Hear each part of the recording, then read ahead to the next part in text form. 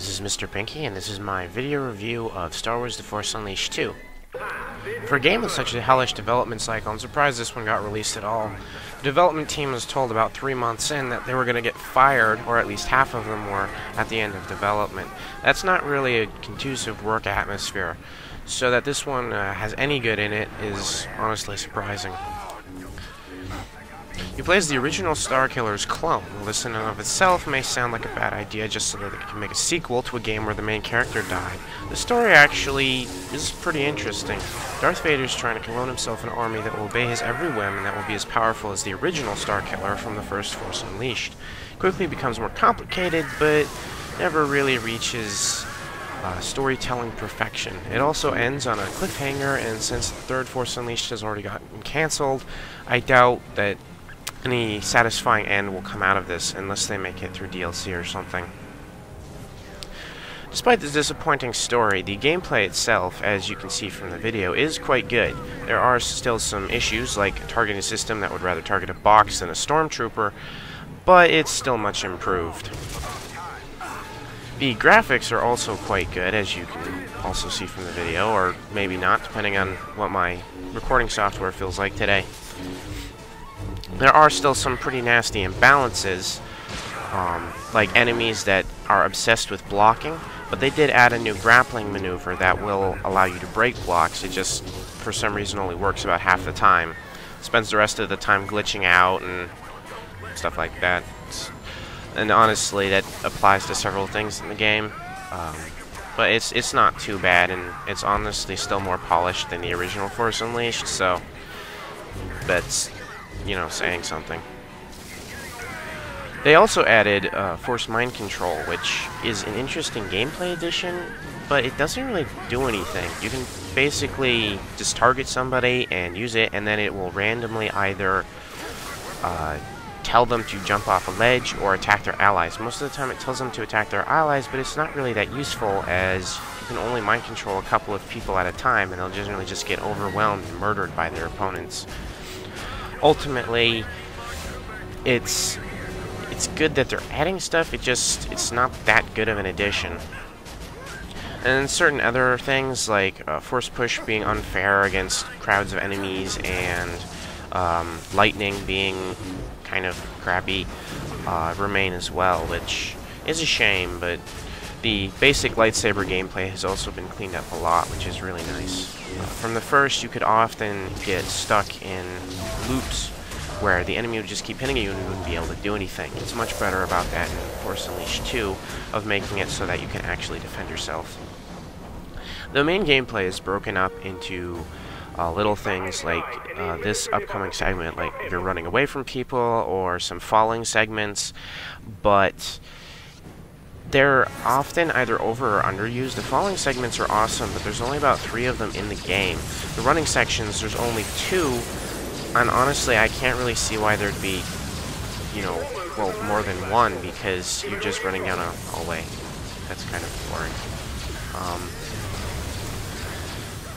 In any case, they are visually spectacular, which is always nice, but when everything else in the game looks so pretty, this isn't, you know, so much of a big deal. In the end, most of the additions, if you will, to the game are just streamlining it. The graphics are better, the targeting system is improved, though still not great.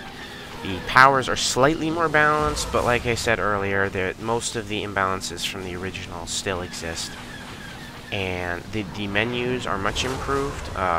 Like before, you'd have to navigate like 5 menus just to change a single lightsaber crystal, and it got really annoying. In this, there's no load screens in menus, which is kind of nice because it didn't make any sense before either. So that's a pretty big improvement. There are also quite a few costumes and lightsaber crystals to unlock, but they're often glitchy. Like for instance, I like a specific suit, but it keeps getting overrun by whatever the game thinks I need to be wearing. Like in this section, I wanted to be wearing this cool Jedi armor stuff, and then it gave me this weird TIE fighter uniform because, well, it said so. The lightsaber crystals are better about that. They're not going to keep changing your loadout, but it's also less story important, I guess. so that makes a bit of sense.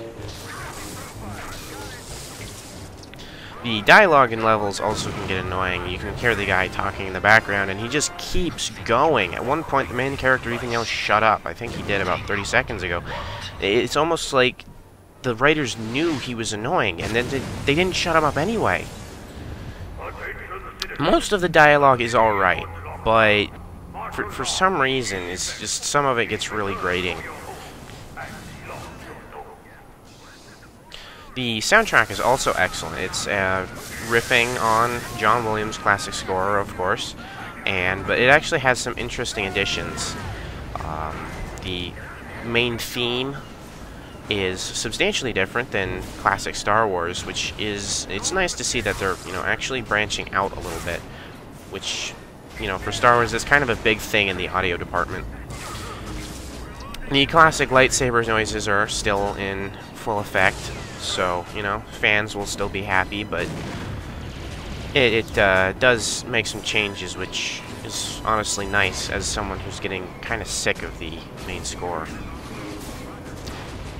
Some of the enemy types, like this one I'm showing right now, it gets kind of annoying. There's only really one way to beat it. That is to sit back and deflect its missiles. You get too close, and it will rip you apart with a minigun. You go too far away, and you won't see its missiles coming. So you just kind of have to stand there and reflect its missiles back at it. It's kind of annoying. Another annoyance is the scout troopers, which you can see them aiming at you, but there's no way to block it, and it's often difficult to dodge it. So you keep having to move behind cover, and it really breaks up the flow of the fight, which honestly gets really annoying.